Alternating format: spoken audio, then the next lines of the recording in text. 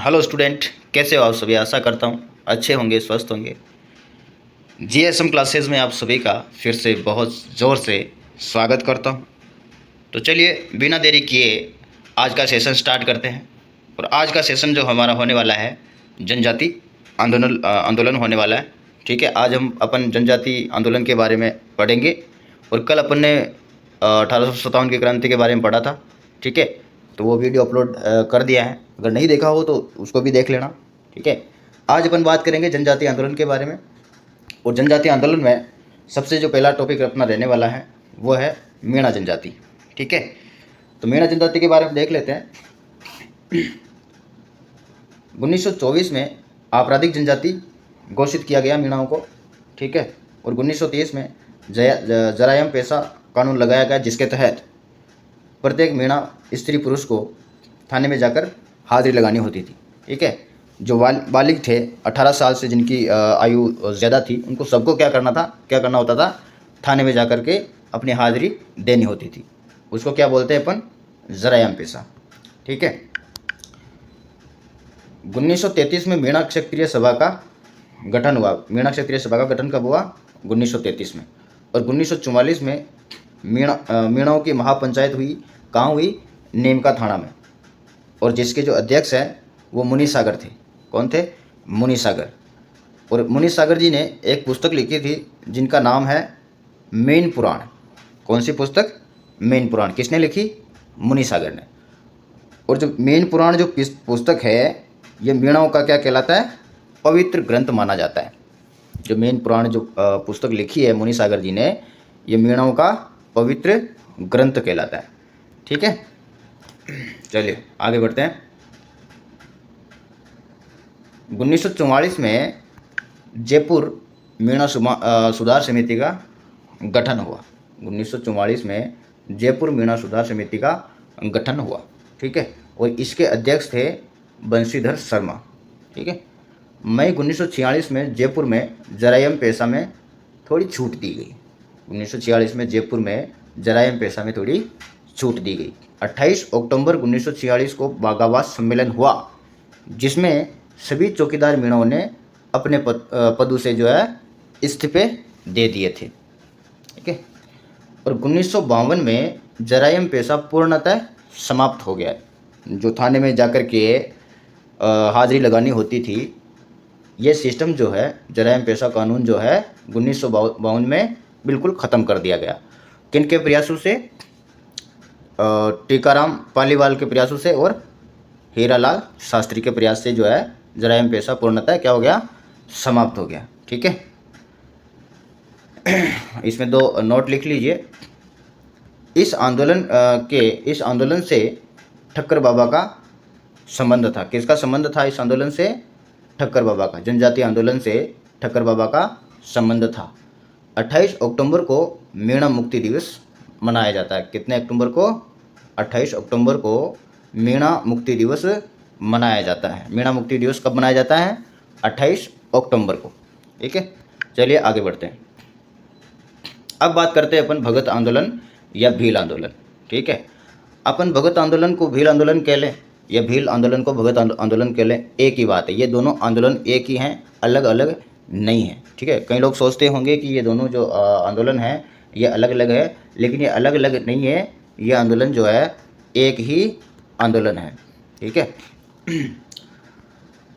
भगत आंदोलन या भील आंदोलन का जो नेतृत्व किया था, किसने किया था, गोविंद गिरी ने किया था। और गोविंद गिरी जी का जो जन्म हुआ वो 1858 में बासिया गांव डूंगरपुर में हुआ था। इसको जन्म खटे हुए हो डूंगरपुर में, खशा गांव में हुए हो, बासिया गांव डूंगरपुर में। ठीक है, इसके पिताजी का नाम बंसर बंजारा था और इसकी जो मम थी यानी माता जी थी, उनका नाम था लाटकी देवी।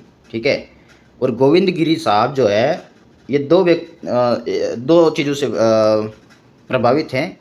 सॉरी, इनको चीज़ कहना गलत हो गया, चीज़ नहीं है। दयानंद सरस्वती जो कि महान हस्ती हैं, महान व्यक्तित्व के धनी थे ये। ठीक है, तो गोविंद गिरी जो है दयाराम सरस्वती से और 1857 की क्रांति से बहुत ज़्यादा प्रभावित थे। ठीक है, दयाराम गोविंद गिरी के जो गुरु है, गोविंद गिरी के गुरु कौन है? राजगिरी। ठीक है। और गोविंद गिरी ने जो है स्थापना किसकी करी? संप सभा की स्थापना। ये बहुत बार पूछा गया क्वेश्चन है। ठीक है। संप सभा की स्थापना किसने करी और कब करी? तो संप सभा की स्थापना किसने करी? गोविंद गिरी ने। ठीक है। और कब करी? 1883 में सिरोही जिले के अंदर। ठीक है। गोविंद गिरी ने संप सभा की स्थापना की 1883 में सिरोही के अंदर। ठीक है। और जो ये संप सभा की स्थापना करने का जो उद्देश्य है वो भीलों से सामाजिक बुराइयों को दूर करना था। ठीक है। संप सभा का क्या उद्देश्य था? जो भीलों के अंदर जो सामाजिक बुराइयां हैं उनको दूर करने का उद्देश्य था। ठीक है। चलिए आगे बढ़ते हैं। संप सभा जो है इसका जो पहला अधिवेशन हुआ था 1903 के अंदर हुआ था, मानगढ़ पहाड़ी पर, जो कि कहाँ पड़ती है? बांसवाड़ा के अंदर। ठीक है।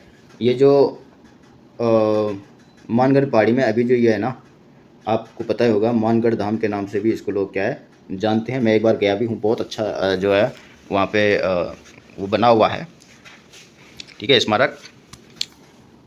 यहाँ पे 2 अधिवेशन हुए थे। पहला अधिवेशन 1903 में हुआ था मानगढ़ पहाड़ी पर, और अगला अधिवेशन हुआ था 17 नवंबर 1913 में।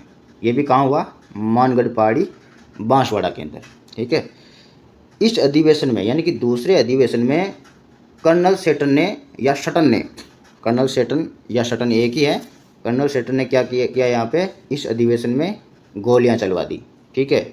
गोलियाँ चलाने की वजह से, फायरिंग करने की वजह से क्या हो गया? यहाँ पे 1500 भीलों की मृत्यु हो गई थी। यहाँ पे 1500 भीलों को छलनी कर दिया था। ठीक है। इस वजह से इस हत्याकांड की तुलना जलियांवाला बाग हत्याकांड से की है। ठीक है। भीलू की जांच के लिए अंग्रेज़ों की ओर से गुल मोहम्मद नाम का अधिकारी आया, जिसकी भीलू ने क्या कर दी? मृत्यु कर दी। ठीक है। भीलू की जांच के लिए गुल मोहम्मद नामक अधिकारी आया, जिसकी भीलू ने क्या कर दी? मृत्यु कर दी, यानी कि उसको मार दिया था। और ये जो गुल मोहम्मद है ये किसकी ओर से आया था? अंग्रेज़ों की ओर से आया था। ठीक है। गोविंद गिरी का शेष जीवन जो है काम्बिया गांव गुजरात में व्यतीत हुआ, तथा इनका जो मेला लगता है आज भी, वो कहाँ लगता है? काम्बिया गांव में बैसाख शुक्ल तृतीया को लगता है। जो गोविंद गिरी साहब जो हैं ये क्या है कि बहुत ही ज़्यादा प्रभावी व्यक्तित्व वाले इंसान थे। तो क्या हुआ कि इन्होंने इनको जो है बंदी बना लिया था अंग्रेज़ों ने। तो कुछ सालों बाद में इनको जो है वापस रिहा कर दिया गया। ठीक है। रिहा करने की एक शर्त थी कि आप मेवाड़ में नहीं रह सकते, आपको दूसरे राज्य में रहना होगा। इस शर्त के साथ में उनको जो है रिहा कर दिया था। तो अब ये उधर उदयपुर के रहने वाले थे, तो डूंगरपुर के रहने वाले थे। हाँ, बादशाह गांव डूंगरपुर के रहने वाले थे। ठीक है। अब डूंगरपुर के रहने वाले थे तो ये कहीं यूपी एमपी उधर तो रह नहीं सकते, अपना पास वाला इलाका ही चूज़ करेंगे ना। तो गोविंद जी ने क्या किया कि काम्बिया गांव जो गुजरात में पड़ता है, ये डूंगरपुर के मतलब सीमा से ज़्यादा दूर नहीं है, डूंगरपुर के पास में ही है। तो क्या किया कि गुजरात की सीमा में जाके रहने लगे। ठीक है। चलिए आगे बढ़ते हैं। अब बात करते हैं अपन एक ही आंदोलन या भमट आंदोलन के बारे में। तो जो इसका क्षेत्र है एक ही आंदोलन का, उदयपुर के जाडोल, कोटड़ा और गोगुंदा, दूसरा है सिरोही, और तीसरा गुजरात विजयनगर। ठीक है। और एक ही आंदोलन का प्रारंभ कब हुआ? 1921 से मातृकुंडिया चित्तौड़ से जो है एक ही आंदोलन की शुरुआत हुई। ठीक है। और जो मातृकुंडिया है इसको जो है मेवाड़ का हरिद्वार भी कहते हैं। मेवाड़ का हरिद्वार किसको कहते हैं? मातृकुंडिया को। ठीक है। मोतीलाल तेजावत ने एक ही आंदोलन का नेतृत्व किया, और मोतीलाल तेजावत का जन्म कोलियारी गांव उदयपुर में हुआ। कहाँ पे हुआ? कोलियारी गांव उदयपुर में। किसका जन्म हुआ? मोतीलाल तेजावत का। ठीक है। इनके पिता का नाम क्या है मुझे मिला नहीं है एक्चुअली, तो देख के मैं इनके पिता का नाम देख के या पढ़ के कहीं से ढूंढ के मैं आपको जो क्वेश्चन डालता हूँ उसमें डाल दूँगा, तो उसमें ये चीज़ बता दूंगा मैं आपको। अगर आपको इनके पिता का नाम हो तो मुझे कमेंट करके आप ज़रूर बताएं, ठीक है, ताकि मुझे भी पता चल जाए। अगर आप नहीं बताएंगे तो फिर मुझे तो बताना ही है, लेकिन मैं चाहता हूँ ये कि आप बताइए इनके मोतीलाल जो तेजावत है, इनके पिता का नाम आप बता देना मुझे, ठीक है, कमेंट के माध्यम से। अगर आप नहीं बताओगे तो फिर मुझे तो डालना ही है। मोतीलाल तेजावत की माता का नाम केसरीबाई था और मोतीलाल तेजावत के 2 उपनाम थे। पहला, इनको आदिवासियों का मसीहा कहा जाता है और दूसरा नाम जो है वो बावजी, ठीक है। उपनाम कौन कौन से हैं? आदिवासियों का मसीहा और बावजी, ठीक है। चलिए आगे बढ़ते हैं। मेवाड़ सरकार को, इसने जो मोतीलाल तेजावत ने क्या किया, मेवाड़ सरकार को 21 सूत्री मांग पत्र भेजा। कौन सी सरकार को भेजा? मेवाड़ सरकार को 21 सूत्री मांग पत्र भेजा। और उस टाइम में मेवाड़ का जो शासक था वो राणा फतेह सिंह था। जो मेवाड़ के सभी शासकों के आगे हम राणा लगाते हैं, ठीक है, राजा नहीं लगा करके उनके आगे क्या लगाते हैं अपन? राणा लगाते हैं। जैसे राणा प्रताप सिंह, राणा उदय सिंह, राणा कुंभा, तो मेवाड़ के जितने भी शासक हुए हैं उनके आगे अपन राणा लगाते हैं, ठीक है। वहाँ के शासकों को राणा कहा जाता था, मेवाड़ के शासकों को, ठीक है। चलिए, एक ही आंदोलन 7 मार्च 1922 में भीलों की पंचायत हुई। एक ही आंदोलन के माध्यम से 7 मार्च 1922 को क्या हुई? भीलों की पंचायत हुई थी। और कहाँ हुई थी? नीमड़ा गांव में, विजयनगर, गुजरात के अंदर, ठीक है। और यहाँ पे ये पंचायत हुई थी। यहाँ पे फिर से क्या किया इन भाई साहब ने, शेटन ने फिर से यहाँ पे गोलियां चलवा दी थी, ठीक है। तेजावत जी के बारे में नोट लिख लो आप।